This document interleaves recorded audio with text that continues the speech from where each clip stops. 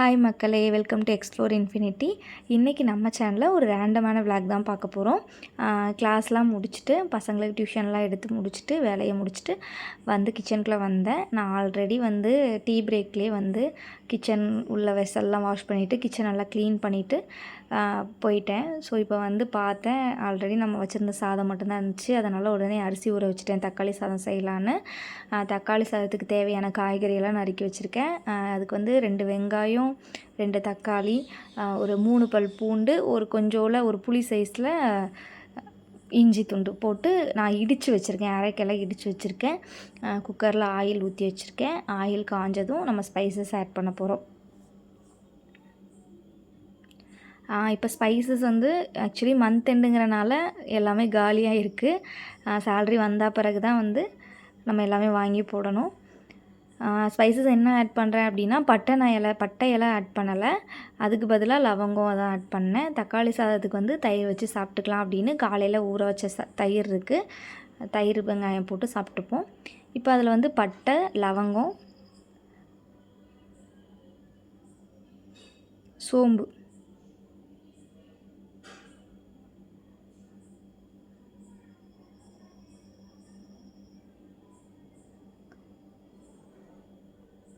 நான் லவங்கம் வந்து ஒரு 3 லவங்கம் தான் போட்டேன். நான் ஃப்ளேவர் ரொம்ப பிடிக்காது அப்படிங்கிறதுக்காக, ரொம்ப மசாலா ஸ்மெல் இருக்கும் அப்படிங்கிறதுக்காக. அப்புறம் கொஞ்சோல ஜீரகம் ஆட் பண்ணிக்கிட்டேன். இது கொஞ்சம் நல்லா பொன்னிறமாக வந்ததும் நீங்கள் வந்து நம்ம நறுக்கி வச்சுருக்கிற காயை வந்து ஆட் பண்ணணும்.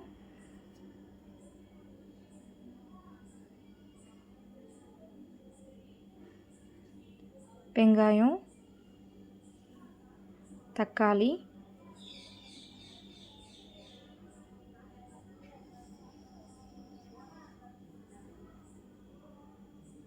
வெங்காயம் நல்லா பொன்னிறமாக ஆனதும் அதில் வந்து தக்காளி ஆட் பண்ணணும். அதுக்கு முன்னாடி இஞ்சி பூண்டு பேஸ்ட் ஆட் பண்ணால் இன்னுமே நல்லா வாசனையாக இருக்கும். இது நான் கொஞ்சம் இடித்து தான் வச்சுருக்கேன். நீங்கள் அரைச்சி போடனாலும் இன்னும் ஃபைன் பேஸ்ட்டாக இருக்கும், நல்லாயிருக்கும். அந்த இஞ்சி பூண்டு ஃப்ளேவர் வந்து எனக்கு கொஞ்சம் கரமுரன்னு இருந்தால் ரொம்ப பிடிக்கும் அப்படிங்கிறதுக்காக நறுக்கி வச்சுருக்கேன். இடித்து வச்சுருக்கேன். அதுக்கப்புறம் தக்காளி,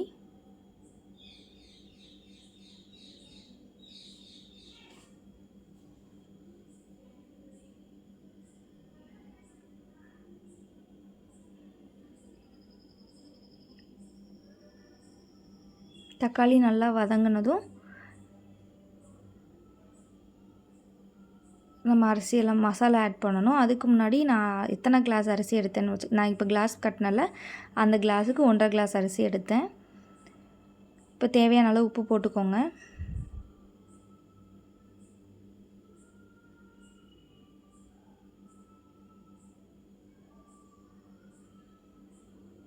அதுக்கப்புறம் மசாலா ஆட் பண்ணணும். நான் வந்து கொஞ்சோல பிரியாணி மசாலா ஆட் பண்ணுவேன். இது வந்து எனக்கு ரொம்பவே டேஸ்டியாக இருக்கிற மாதிரி ஃபீல் ஆகும். ஆக்சுவலி நான் போடும்போது அந்த குக்கர் கையில் சுட்டுருச்சு. அதனால தான் உங்களுக்கு நான் படக்குன்னு கையில் எடுத்தது தெரியுது. அப்புறம் குழம்புக்கு ஆட் பண்ணுவோம்ல அந்த மசாலா தூள், அதுக்கப்புறம் மஞ்சத்தூள் ஆட் பண்ணிட்டு நல்லா வதக்கிக்கோங்க. பச்சை வாசம் போகிற அளவுக்கு நல்லா வதக்கிக்கணும்.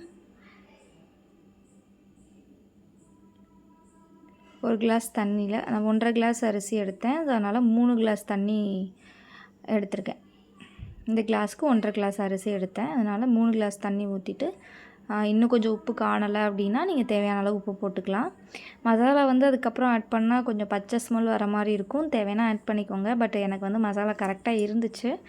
ஸோ அதனால் நான் உப்பு மட்டும் போட்டு க்ளோஸ் பண்ணிட்டேன். இப்போ விசில் வந்ததும் அதை எடுத்து நம்ம சாப்பிட போகிறோம். இதில் வந்து 3 விசில் வரணும். அதுக்கு முன்னாடி இப்போ நம்ம கிச்சன் கவுண்டர்லாம் க்ளீன் பண்ணிடலாம். ரொம்ப சிம்பிளான கிச்சன் தான் என்னோடய கிச்சன். நான் முடிஞ்சால் என்னோடய கிச்சன் டூர் போடுறேன். பெருசாலாம் எதுவும் கிடையாது, அனாவசியமான பொருள் இருக்காது. கீழே வந்து அரிசி, பருப்பு, அப்புறம் புழங்குற பாத்திரம் அதெல்லாம் எடுத்து வச்சுருப்பேன். சரி, நான் கிச்சன் டூர் வந்து உங்களுக்கு டீட்டெயிலாக போடுறேன். இப்போ நமக்கு வந்து ரைத்தாக்கு வந்து தேவையான தயிர், வெங்காயம் எடுத்து வச்சுருக்கேன். வெங்காயத்தை நல்லா நறுக்கிட்டு, தயிர், ஆக்சுவலி இது வந்து வீட்டில் உரக்கட்டின தயிர், அதனால் ரொம்ப கட்டியாக இருக்குது. பாக்கெட் பால் தான், பாக்கெட் பால். ஏன்னா பசுமாட்டு பால் செட் ஆகலை. சின்ன வயசுலேருந்தே பாக்கெட் பாலை குடிச்சிட்டு பசங்களுக்கு வந்து பசுமாட்டு பால் செட் ஆகலை. மேபி அது கொடுத்துட்டே இருந்தால் கரெக்டாக இருக்குமா என்னன்னு தெரியல. ஸோ பாக்கெட் பால் 2 பாக்கெட் எக்ஸ்ட்ரா இருந்துச்சு அப்படிங்கிறதுக்காக ஊற ஊற்றி வச்சேன் காலையில். தேவையான அளவு உப்பு போட்டுக்கோங்க. போட்டு நல்லா பிணைஞ்சிட்டு எடுத்துக்கோங்க. நல்லா க்ரீமியான ரைத்தா வந்து ரெடி ஆகிடுச்சு. எனக்கு வந்து வெங்காயம் கம்மியாக தயிர் நிறையா இருந்தால் ரொம்ப பிடிக்கும்.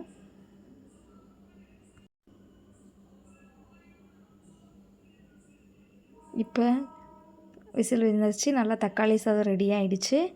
நாங்கள் அதுக்கு வந்து அப்பளம் தயிர் வெங்காயம் பொரித்து சூப்பராக சாப்பிட்டோம். நீங்கள் ட்ரை பண்ணி பாருங்கள். எப்படி இருக்குன்னு கமெண்ட்டில் வந்து சொல்லுங்கள். சப்ஸ்கிரைப் பண்ணுங்கள். தேங்க்யூ. பபாய்.